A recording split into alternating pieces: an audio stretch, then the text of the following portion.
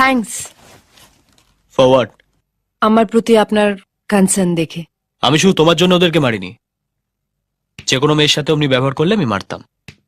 By the way, তোমার শাখা সিঁদুর কোথায়?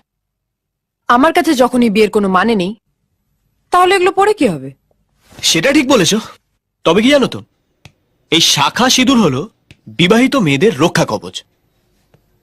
তার মানে আপনি বলতে চান এসব পড়ে থাকলে আমায় লোকে বাজে কথা বলবে না?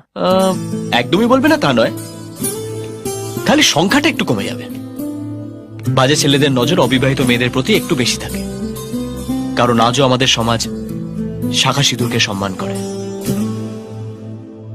এনিওয়ে, আজ রাতে আমার কালিগরা একটা পার্টি রেখেছে, তুমি রেডি থাকো। আমি আপনার বউ না যে সব কথা মেনে চলবো।